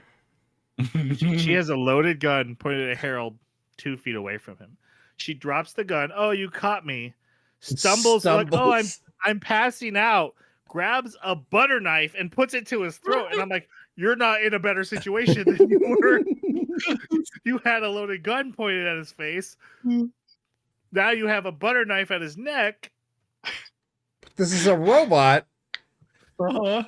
What was your plan here? Yeah, no matter what you do, they can repair him. So right, you can drain him of all his fluid. You can kill a robot by shooting. They killed Marvin. Marvin is dead because Echika shot him in the head. In the head. True. But if she's you do something with a butter knife. Yeah, let's just say this is the sharpest butter knife on the planet, right? And she cuts his carotid fluid delivery unit, right? And all the fluid comes out of him. They just fix the tube, put fluid back in, and he's back to normal. There's no way she can kill him with this butter knife unless she has superhuman ability to stab it through his metal titanium skull. Yeah, his ears aren't even ears. His eyes probably are not like vulnerability points either. Although he is made of 3D printed resin, so yeah, butter knife might be enough. I just don't understand the thought process of I'm going to drop my gun and upgrade to a butter knife. I agree. I hated this part, but I loved the scene that came next. Go ahead. You can have it. I need it. So this was my favorite scene because there are some tells. You see the brother's eyes twitching a little bit, and you see that there's heightened emotional state and everything. And she cares so much for her brother and everything. Wait, don't do the sound. Let's not do the sound. I don't. Her brother leaps up. Now he's been brain fried, so he's completely out of it, right? But there's that little tiny kernel of humanity still in him, and he stumbles towards her, making horrible sounds, and clutches her and cries at her. And that's when she realizes, oh, my brother's still in there. Maybe I shouldn't stab a robot. Jason, I will not be canceled today. Mute yourself if you must. All right.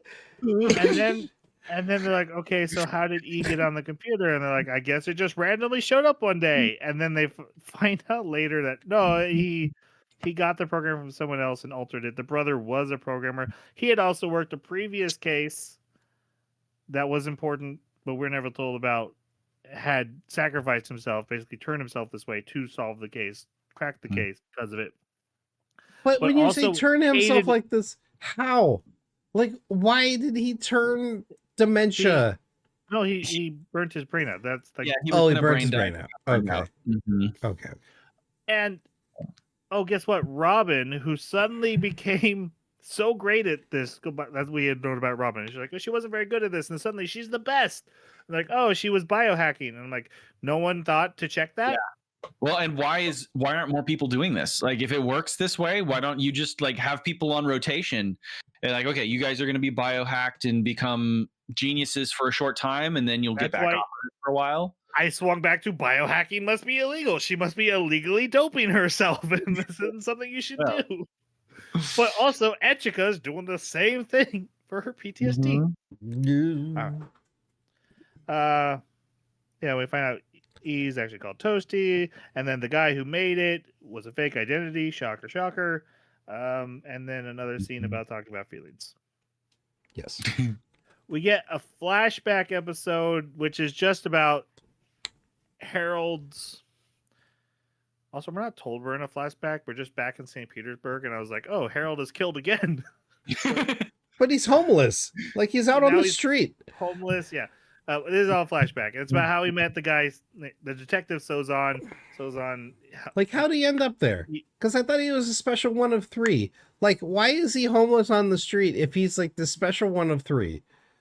Mhm. Because he's evolving. That does not No, answer the question. Made that up. Yeah. It's basically this Oh, long his brother story about. crushed a moth. Thank you for that. Hey, I'm Wouldn't here be to help. complete if such a thing. Because there's no robotic law about crushing moths, so it doesn't matter that he did that. Oh no, but he smiled when he did it, so he's exhibiting psychopathic tendencies. Right, but it's not against a human. Yeah. All the laws specifically mention human. Yeah. So they But can it'll escalate, kick you know. dogs and shoot cats, whatever they want to do. Well, technically, Isaac Asimov's robots could do the same thing. There's no I guess that's pretty... dog law. Well, unless you interpret respect to be respect people's pets. Nope, that's we Okay. together, man. It's over. I'm past that. Respect. Sozon adopts Harold into his family, which is just him and his wife, and it kind of gives off a creepy, like, we really dig your vibe. Creepy, because the photo that they take, the android's in between them. Yeah. And that is even creepier. It's kind of me and my wife saw you across the bar. We really dig your vibe kind of thing going on. Exactly. Yes. It was rough. Or amazing. Especially the one where like the wife is drunk and it's just like I feel uncomfortable here. Yeah. Two guys are just like smiling and blushing at each other over her. Yeah, it's funny too because they know that they try to change the tone of all that by having Sozon explicitly say, "Oh, I see you as a little brother." It's like, yeah, you needed to say that because of how you presented this. This is creepy. Yeah. Eventually, they come across the nightmare killer, a serial killer who dismembers people. And at this point, Harold has learned how to be a detective from Sozon. Sozon gets a tip one night, goes off alone, never comes back. Harold eventually tracks him down using deducing, and then is forced to just witness him being chopped up into little bitty pieces by the killer because Harold can't do anything due to the laws. He can't interfere or... He's also tied up. He'd expose himself if he did. But he's also tied up. Let's be honest. All these things are true, but no, he let himself be tied up. He wasn't like forced to be tied up. Right. But at that moment being tied up, the killer wasn't like using the chainsaw. I would think he would have struggled more. All of it's mute because again, Jeremy's thing ends up being true. We're told it's earlier quiet? before that. It's moot.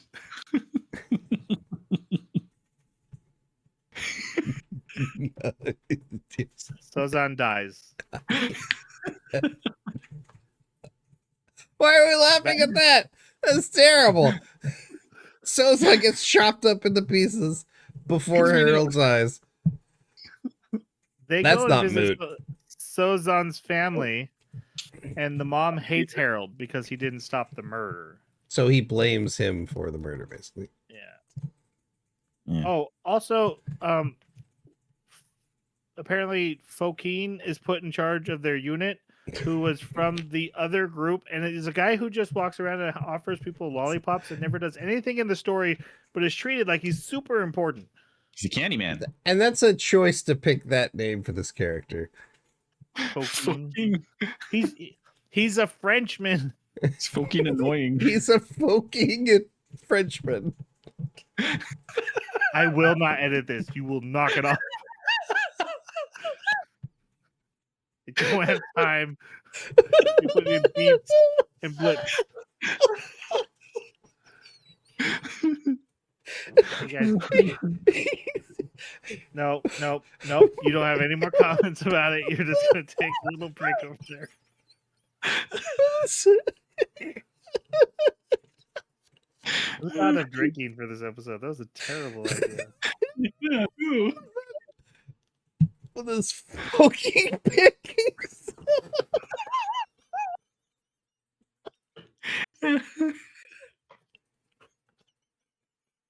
Technical difficulties.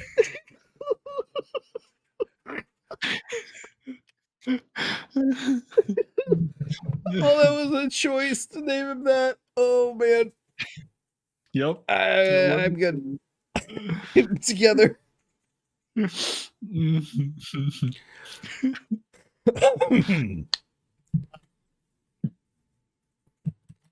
Copycat killer has appeared, and they're getting calls from Sozin. Yeah, Sozin. Even though he's dead. And they bring in Harold, like, "Hey, what are your thoughts on this?" And he's like, "Okay, well, I'm gonna help with this." And I've deduced it's not him because he's dead. And and Echika's like, "I don't think we should help with this," even though 3 episodes ago she said, "I know this entire thing is about you catching Sozon's killer, and that's all you care about, and I hope you do it." But apparently, she's a liar. Yeah, this is a conflict of interest. So they go to where dead memories are stored. Dead people's memories. Yeah, they just have a building for that. That's fine. You can get a deep fake person. And the CEO, she's married to a robot.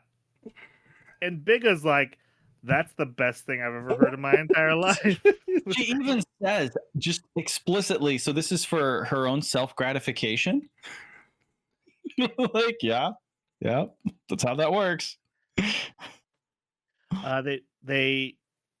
They find Sozon's digital clone there, but it was already checked out by the mom, but somebody else picked it up. Someone else with power of attorney. So that's their clue to go on. Okay. Oh, it was her doctor. We find out it was her doctor. Okay. Harold gets officially assigned to the case. They brain dive the mom. She gives them consent. They brain dive the mom, and then she goes, she's like, "I didn't want to get brain dived. No, Not by the robot. not by Yeah, the no, robot." she didn't. They didn't tell her that it was Harold that was gonna be there because that all of a She's sudden all she just pissed off. relives it again. Yep. Then they track down the killer, but he's been killed Dun, by dun, the dun. real killer. Because And it the was a copycat killer- copycat. Yeah, and he only killed an android, and he shut it down first so that it couldn't feel pain. That's right. Mm-hmm. And the purpose of that was why? So he was the father of one of the previous victims, and he wanted attention back on the case to try and find the real killer. Thank you.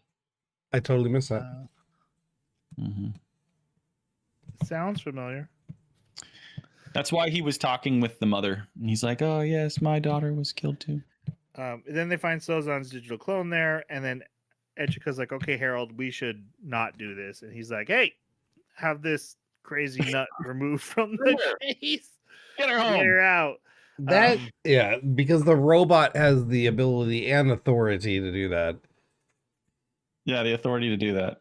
And then there's a random scene where she runs into Biga. And Biga's like, "Hey, how's it going? We're still working on the Totsi case, the other case. Gotta go. Bye. All right." Which this felt so weird. Like We're not there yet. Echka correctly goes, "Hey, this is your family. you should not be working this case because this is a conflict of interest.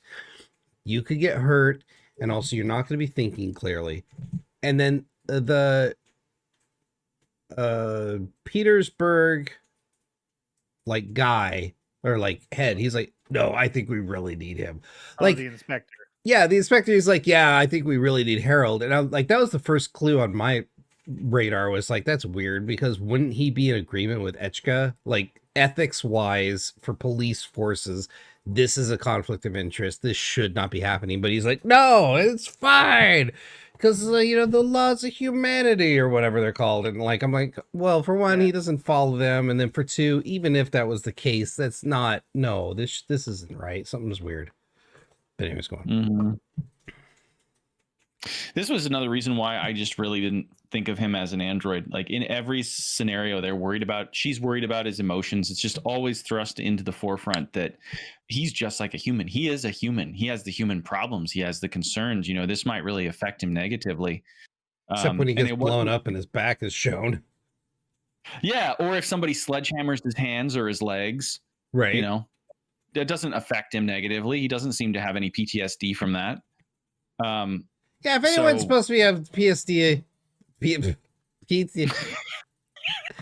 let's move on. maybe drink some water. Hey, buddy. I got water. Ow. I just think Harold's supposed to be something new. He's not robot. He's not human. He's something. But he's masquerading as a robot. Let's be honest. Yeah. Right, but he's not human either. He is something else. Well, if you're going to show us that, you've got to give us a different baseline to compare it to, right? Because the only one we have right now is human, and then android that's not in this show. You got to give me an android that's in this show that I can compare him to. Otherwise, he is the android. That is fair. We get very little interactions with other androids to see how Harold is different. Yeah, that is 100% accurate of a statement. Okay, Nikolai, who is Sozan's younger brother, has also been kidnapped. So then Hedge comes back. She's like, I actually want to help with this case, and we'll work on this together. And then they get in a fight. And she's like, well, you stay here and investigate, and I'm going to go to the lake and investigate. We'll split up and deduce stuff. That always works. Great. So she drives off to the lake. Okay, hold on. Before you get to that, they literally, like the scene before, they're like, oh, they were faking Sozan's voice with a voice changer. And here's his digital clone. Go on. Bigga calls Echika and is like, hey, we have information. Come to this location. Okay, well, it's literally in a dead zone. She says, I'm in a dead zone. Come here. She's like, well, I had to get approval. I already got approval from Harold, and he called his boss, and it's approved, so just come. Okay. Also, what is a dead zone? Oh, where you can't get tracked by GPS. Yeah, your formas don't work there.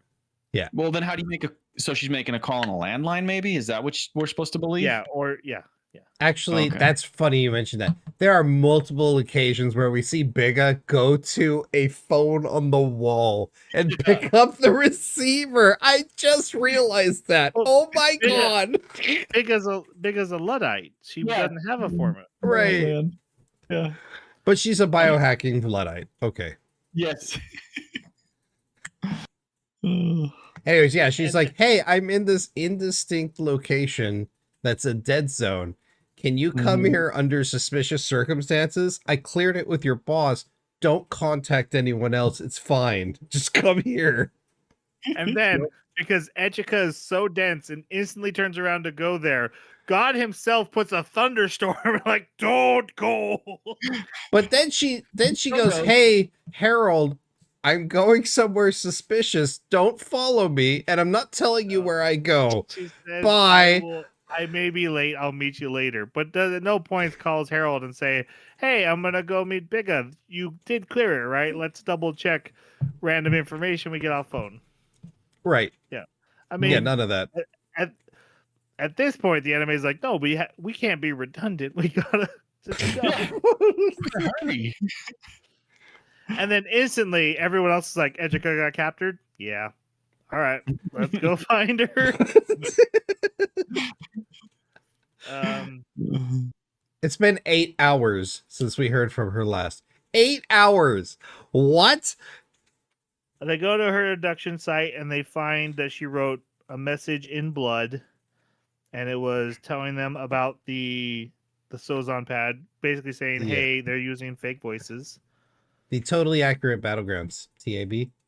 And luckily, Bigga is there, and she's like, "Oh, I know a guy who sells fake voices. Let's go talk to him." I know a And guy.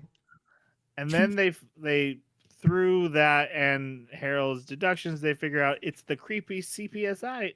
No, not CSI guy. Which this was like so out of left field for me. Like, I know a guy, and he happens to be the same guy that 2 years ago happens to have records of a guy that came in for a voice changer. No, came in for voice changer now. No, he said it was 2 years ago. Wait, this wasn't the voice changer for Bigga? The Bigga's voice? They didn't come in Yeah. specifically for her voice. They came in for a voice changer, and then they modified it for Bigga's voice recently. I thought you had to buy each voice individually. No, I'll see no, if it's just a voice changing device. And they literally said, "Oh, this is 2 years ago. How would I know who that was?" And he's like, "Oh, but you probably have it on the camera." That's why they searched the camera. All right.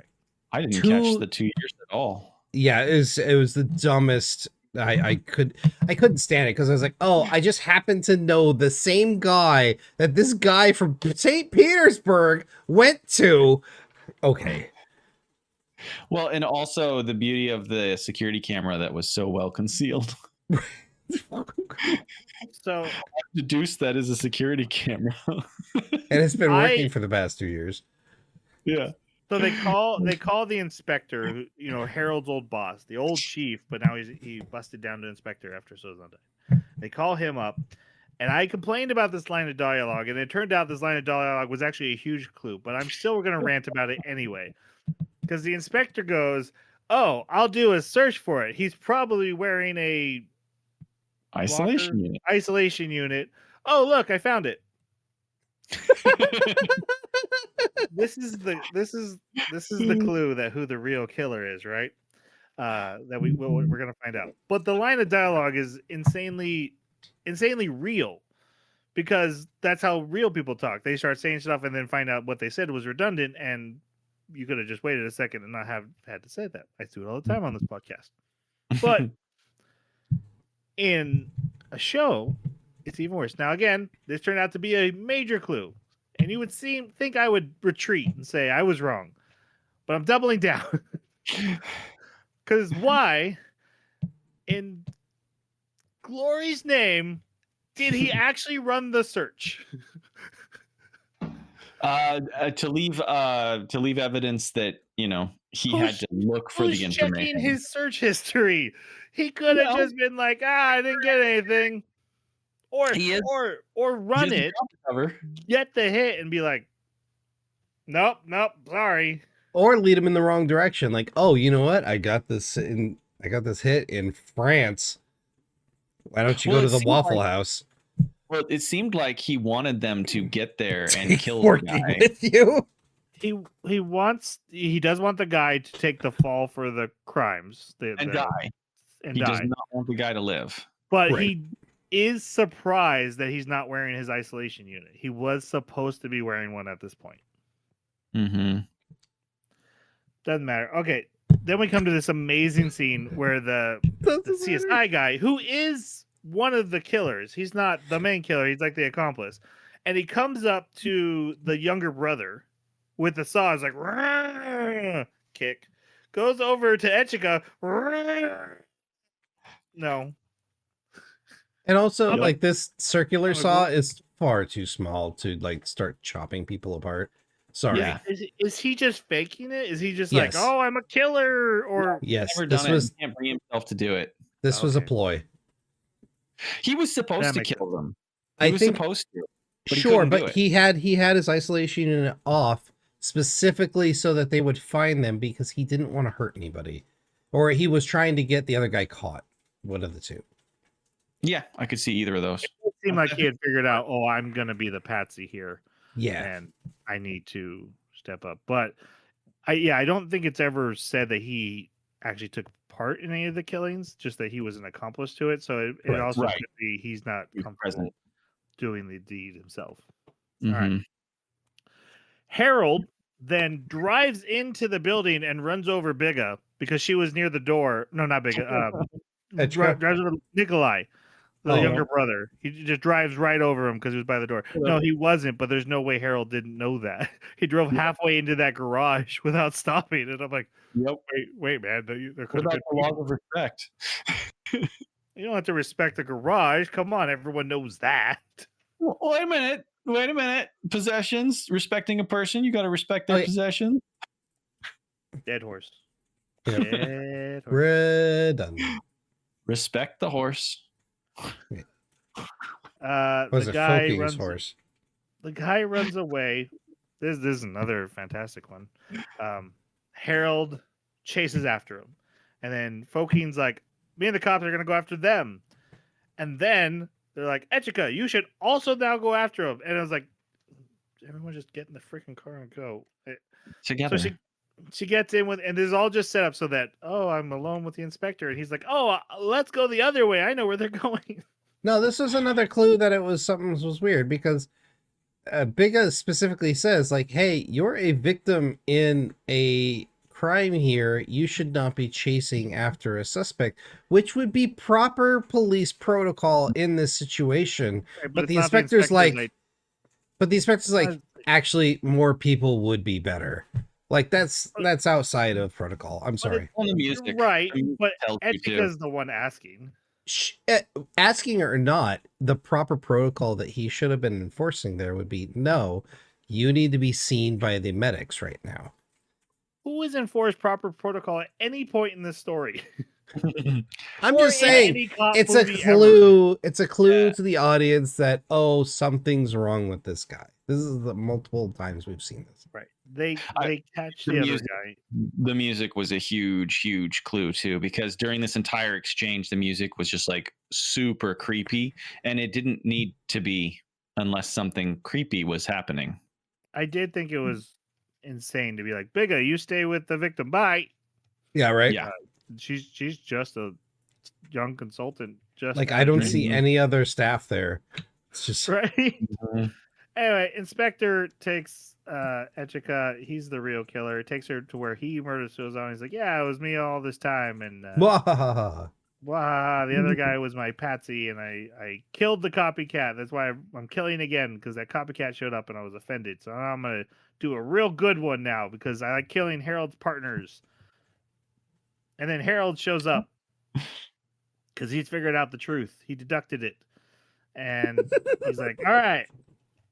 And then the guy's like, "All right, you're here to watch me kill again. I'm cool with that." And Harold picks up a gun and shoots him, and he's like, wait, that's not okay. You're not allowed to do that. And then Etchika picks up a gun, and she's like, you actually are not allowed to do that. You need to stop. And they have a good 5-10 minute argument about whether he should kill or not. With the Well, guy right there. With the guy yeah, right there, like just waiting. Well, I mean, okay, Yep. so to be fair, he does have a bullet hole in his not only his leg but his arm. But yeah, His arm. if you're a bad guy in a dire situation where you're like, okay, while these two people, the only two people that can hold me accountable here are busy, and there's two guns on the floor, Mm-hmm. why won't I Also- just crawl over to one and shoot them both? Yeah. Mm-hmm. I was thinking the same thing. And But then no, he politely sits there and listens to their fight and their emotional Mhm. outpour to each other. he doesn't even What a weigh in. nice- I thought he'd weigh in and be like, "Oh, that's a good point. You should totally shoot each other." That would have been way better. And somehow he sneaks let me gun away. Okay, go ahead. Mm-hmm. I didn't say what happened. Go ahead. It doesn't matter.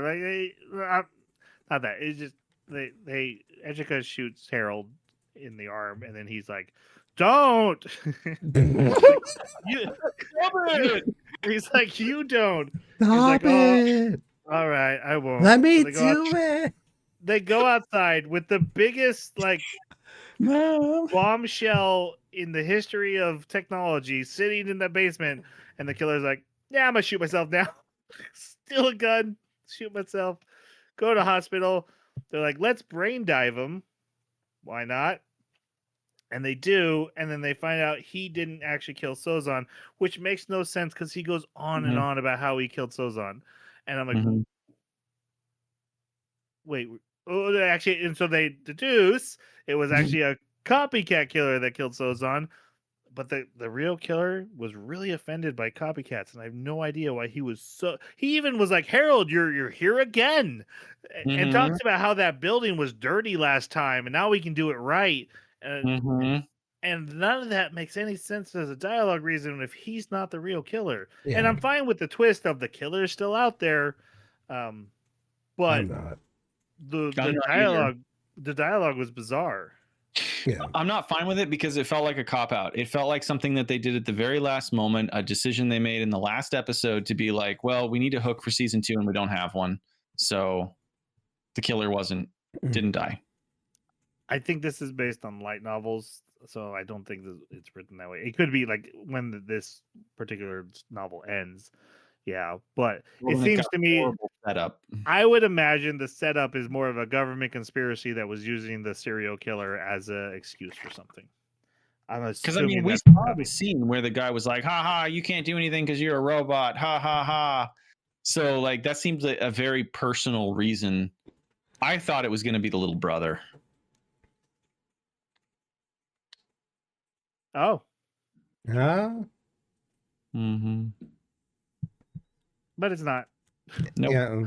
Also, the mom's feeling better, and Harold's wearing his new scarf from Baka because the old scarf was tying him down. It's Baka all in a fluster because that's what this was really all about. There was also a time where I was seriously considering that maybe Harold killed Sozon, and it was all just a psychological break. Yeah. If they had the guts to make Harold the true antagonist of this whole story, that he's actually a serial killer this whole time, yeah, that would have. That almost is too brave. Yeah.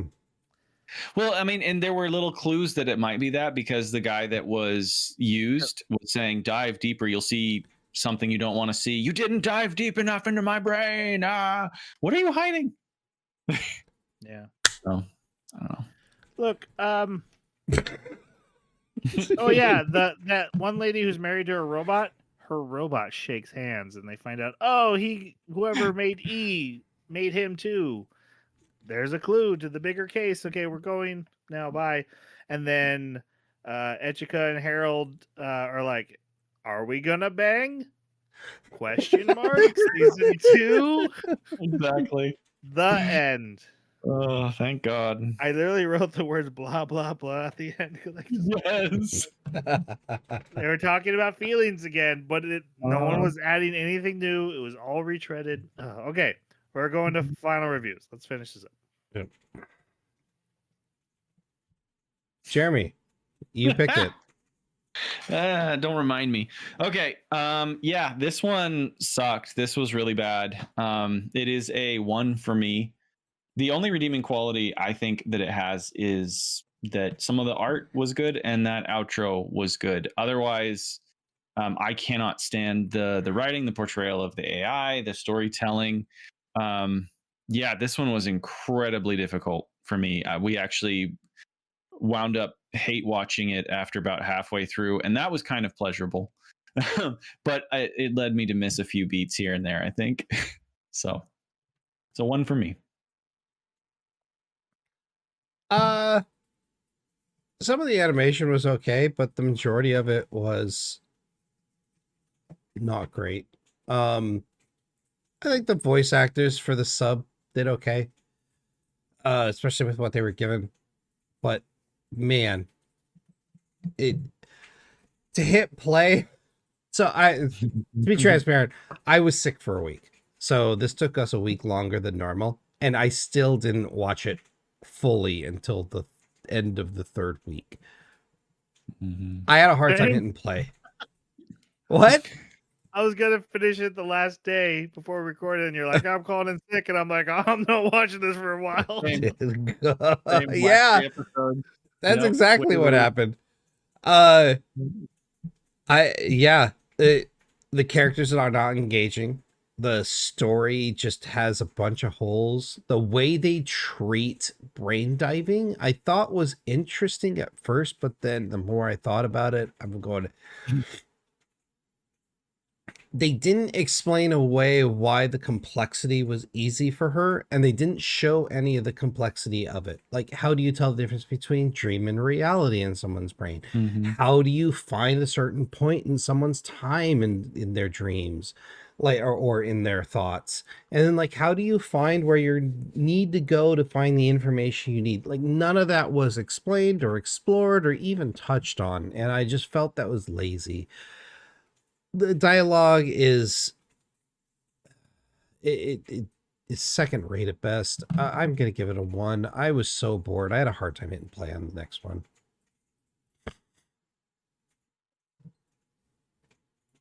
I'm gonna go 2.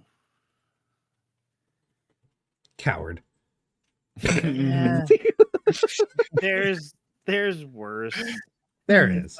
It's not great. I really, something you just touched on. I wish half this anime was the brain dives at least, and I think that's the most interesting. They're like, hey, there's this really cool concept that doesn't serve any purpose. It's literally just, hey, here's a free clue to push the story forward. When and it not only is it visually cool, but the fact that it's like abstract and like, what does it mean when I see this? And memories were mixing together. There was some cool stuff in there. Concept wise, I loved it. It's also my jam, but ooh, it has a lot of storytelling problems. It has a lot of writing problems from where I'm sitting. So 2 is the highest I can go. It's a low 2 as well. I really am. I was really grappling with a 1. I just There is worse. a 1 to me is like pour bleach into my eyes. I don't want to see this anymore. Tis neither. Yeah. No, there's no way Knife is worse than this. 100% worse. No way. Okay. Our next anime is Leviathan. I sobered up. I remember the name. I haven't. Netflix only for those of who are looking for it, not sure where to find it. Shut up. Should be in English dub. Studio Orange. That's where we're watching next. Oh yeah, you gotta leave comments. So take a shot. Have you shown sobered up? Go to our website, theanimebakaclub.com, hit that contact us button. Tell us what you thought of Your Forma or this podcast, whatever. Doesn't matter. Go to our Twitter at Baka Podcast or wherever you found this podcast, YouTube, Spotify, bingbong.com. Is that a thing? Maybe. I don't know what shows podcasts go to. It's in Jeremy's department. Just anywhere. Shotgun it. Are we on bingbong.com? Everywhere. All right, let's say goodbye. Say hi to Foking for me. Oh. Thanks for watch listening. Inundated or Paprika instead. Sayonara.